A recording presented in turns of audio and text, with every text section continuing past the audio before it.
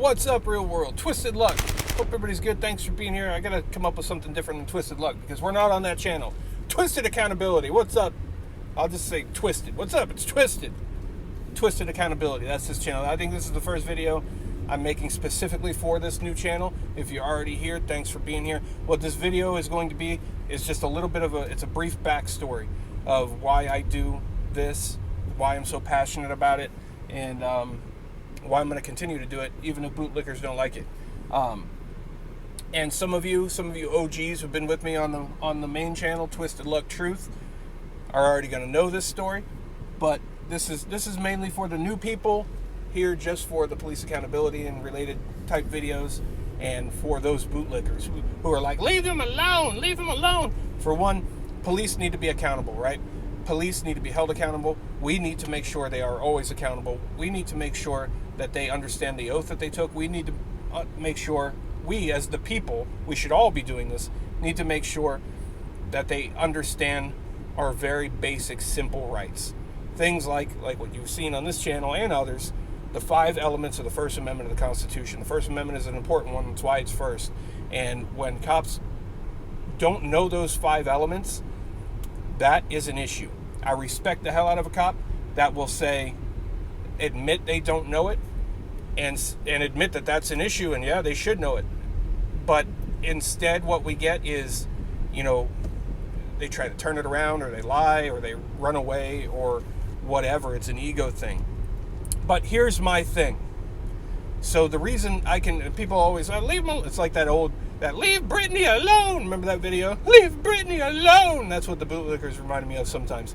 And in comments of some of these videos, leave him alone, leave him alone. No, you simmer down. Those people don't know anything about what they're talking about. They are clueless. These people are the type of people that are tuned into the news and they just believe everything they hear and see, and police can do no wrong. I'm going to tell you, I know firsthand, there are very bad cops out there. There are good ones, right? Like any profession, there are good ones and the bad ones. But it's a scary thing when you have the really bad cops. Every profession has it, but police, it's scary. And there's a lot of people that are currently cops, probably in your town, your county, your state, that should not be cops. And I honestly don't always like to even admit this, but I spent many years as a cop. So this is part of the reason I have a lot of inside knowledge. This is part of the reason I can do this the way that I do it, and I understand things. Now, I don't tell cops when I encounter them of my experience. I don't. I let them think they're just talking to an average person that doesn't know any better, because that's how they're going to treat the average person. That's how they're going to act to the average person. So I know a lot more than they understand that I do when I go into these encounters. Now, for me personally, I start out my encounters respectfully and politely, because that's just how I am. That's just what I do. There's some people that, go in kicking down the door and being like, hey, stupid cop, look at the camera, and they do their thing. And that's, some people do it that way, and it is what it is. That's their thing. That's not my thing. Some people want people just to, I don't ever go out to get a reaction, right? I'm not setting out to make someone look stupid on video. I just want to record it if they're going to make themselves look stupid on video. But it's about education to me, right? To the people and to the cops. We need to educate the cops that they need to understand things. They need to understand they took an oath. But in most cases, all they did in taking that oath was recite these words, repeat after me, and they don't have a clue what they took an oath to, right? Now, there's a lot of people that'll be like, oh no, anybody that was ever a cop is a jerk and an idiot person, and those people are just morons, honestly. There's going to be a couple of you out there, and you're a moron, right? And I'm only calling names ahead of time because I know what they're going to do, because they've done it before and they do it on lots of channels, right? I honestly think someone with the background that I have is in a perfect position to do these types of things. And here's why I disagree, that only bad people or tyrants are cops, because that's definitely not me. I grew up, I was harassed by cops all the time. I hated cops, right? Literally harassed all the time. I fit the description, always. And then one day, I'm just summing it up real short here, I decided I want to be a cop. I'm like, you know what? I'm going to go in, I'm going to be a cool one. I'm going to make change from the inside. That's what I'm going to do. I'm going to be there for the people. And I did. That's what I did. I will tell you, I was a black sheep. I was a black sheep in the academy when I went to it. It was like you got the good old boy network. Well, what's this tattooed punk doing here? You know? You get a lot of that attitude, and there's a lot of those cops too. Good old boy network cops. Those are scary, dirty cops. And there's a lot of that, especially in the South, but you got it everywhere. You get it in the North too. But even during that, I was the black sheep. I stood out, and they probably thought, you know, oh, he ain't gonna be here long. He ain't gonna make it. He ain't one of us. Are you damn right? I'm not one of you. But I was smarter than most people in there, right? All it takes. And honestly, I'm gonna be honest with you here. The academy is that it should be much more than what it is. See, I can say a lot of the things that I do, I can say firsthand. And when I'm talking to these cops, I know firsthand. I know the things that they should know. I know what they shouldn't do, what they should do. And there are good ones out there. And I will highlight those good ones if I can encounter. I literally want to find one that can tell me the 5 elements, right? I want to find that one, and I will highlight that. And I respect that. Because you do have good ones out there. You do. Some people are like, no such thing as a good cop. And that's not true, to a degree. Now, policing in general has changed over time from what it was originally meant to be.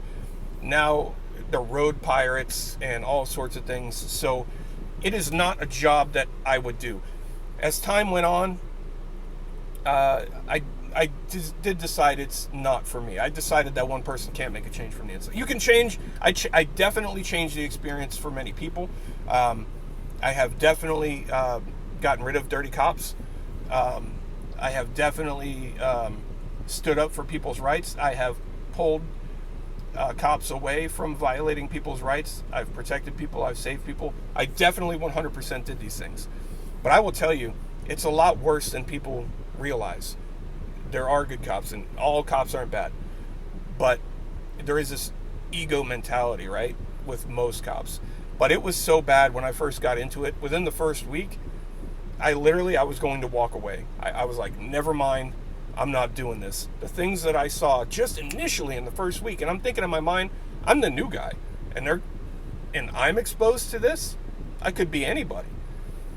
And I saw a lot of stuff. I saw a lot of dirty stuff, a lot of bad stuff, a lot of mentality of cops who don't care about people. They intend to violate your rights, right? They even tell you, I heard this coming into it, like there's 2 types of cops, people that were bullied and people that were bullies in school. Yeah, because they either want to get retaliation if they were bullied, or they want to continue to bully if they were the bullies. And that wasn't true, because in my case, I was a person who bullied the bully. I stood up for the outcasts and stuff, you know, the fat kid that was getting bullied and poked and pushed around. I would stand up for that kid. That was the person that I was. I always wanted to help other people. So, to the bootlickers, I understand much better than you do, I assure you.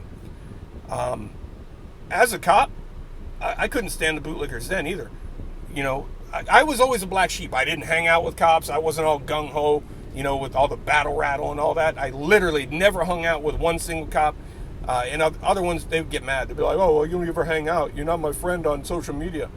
Because we are different people. We are very, very different people. I'm absolutely a black sheep. And I guarantee you that some people thought I was a mole of some sort, right? I guarantee that. Because I am not that type of person. And that, I think, is the problem with policing. Because one of the problems with policing, they need to be more selective about the people. I think people with that mentality, they generally want to help people. That's who they need. I'm not being, cocky or anything, but with the mentality that I had, that's what they need. But there's a lot in policing that needs to change, because there's a lot that I refuse to do. I didn't write tickets. I'm not writing the tickets. I'm not writing a ticket because I'm not a road pirate, and I'm not a hypocrite. I drive too fast. I roll through stop signs. I've driven on the sidewalk. I've done it all, right? I'm not writing. I don't ever remember to renew my tag in time. So who am I to be out writing tickets, and who does that benefit? It hurts the person and benefits the state or the government, the local government, whatever. It's pirates. It literally is road pirates. So I disagree with a lot of it. And over time, I was already a person for the people, because I was a person, and I was one of those cops who always was telling other cops, you're no better. And I use this all the time. I would tell other cops that badge is no different than a 7-Eleven name tag. It indicates the job that you do. You are the same as anybody else. You're no better. You don't look down on anybody. These are things that I did all the time as a cop. I used to tell cops, take that thin blue line crap off. That's a gang sign. People see that as a gang sign because it is. I can tell you, I can assure you, 100% by the legal definition of gang and gang signs and stuff, that is exactly what it is. The thin blue line, that is a very dirty thing. That is, we got each other's backs. I have seen it. I know for a fact. So I don't like, you see a lot of patriots too. I'm a patriot. You see a lot of patriots and they wave that thin blue line flag too. Support us, support the police. No, I'm not pro-police, but I'm not anti-police. I'm anti-policing in the way that it is, and I'm anti-bad cop. I'm anti-bad person in general. But that thin blue line nonsense, I'm telling you, this is coming from someone who knows that's gang memorabilia. And it stands for, it's like a sign. It's like if you're a Crip, and you see another Crip, that's somebody that's going to have your back. You got to do something dirty, that person's going to have your back. That 100%, no matter what anybody tells you, is exactly what that is. 100%. That's just reality. People don't like it. Bootlickers get bent out of shape about it. No, we want to wave our flag, or my uncle is a cop, or my son is a cop. Yeah, that's great. Whatever.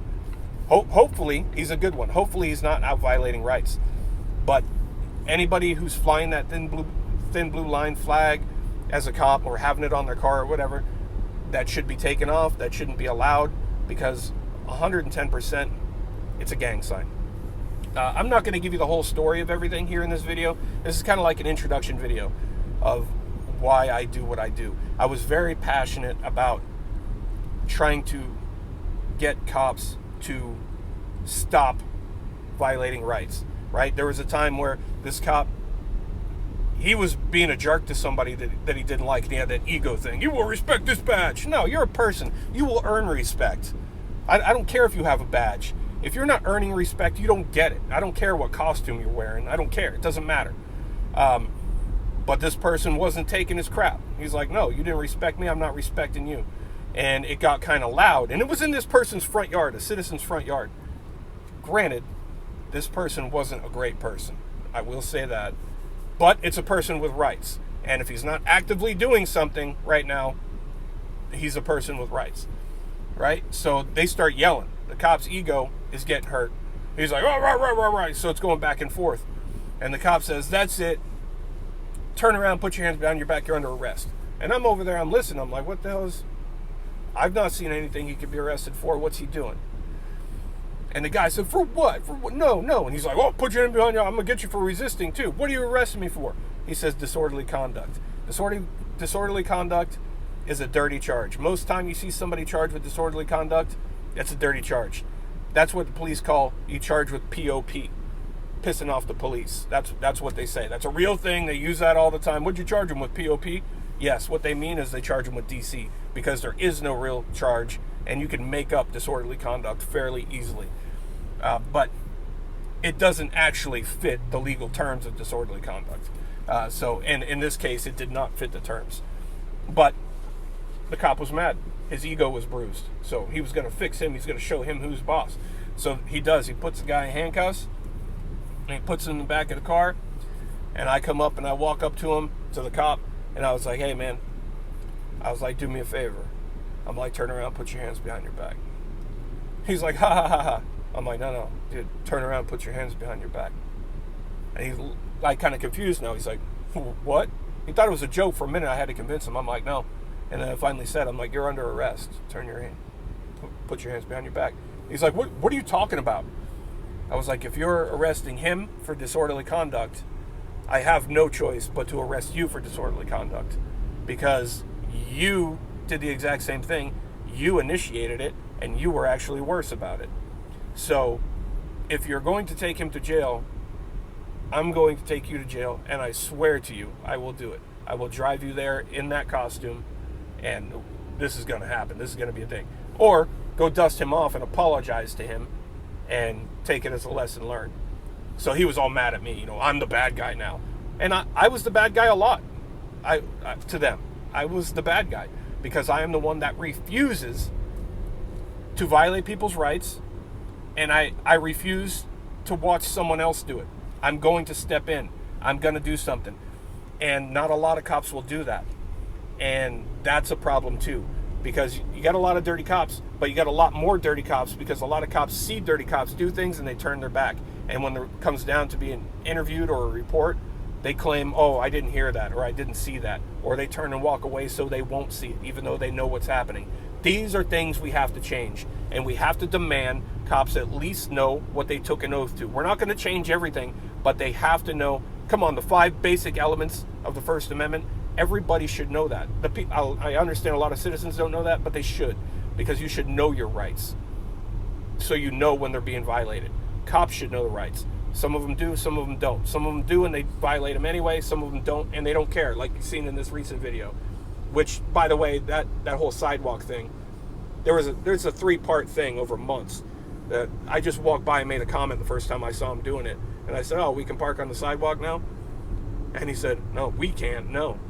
And that's how he got my attention. He irked me by indicating he can do it, but I can't. So that's how that all started. But we have a lot of this, and that's a problem. They should know the 5 basic elements, and people should be holding them accountable. We all should be doing this.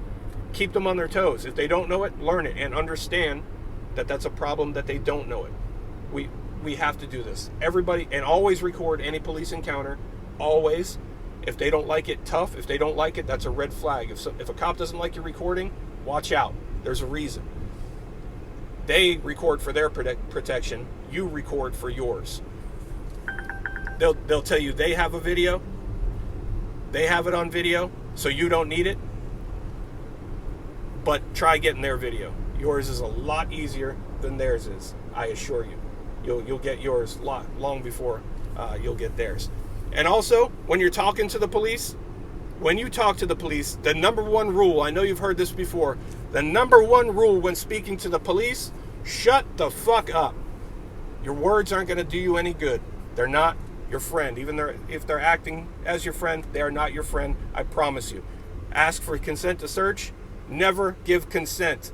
If they had probable cause, they'd already be doing it. They wouldn't be asking you. No matter what they say, don't allow it. You don't have to, and you shouldn't. So stay tuned. We're going to have a lot of content we're going to start uploading on this channel, and I appreciate you being here. We'll see where this goes. Thanks for being here, Twisted. Accountability, I guess. See you soon.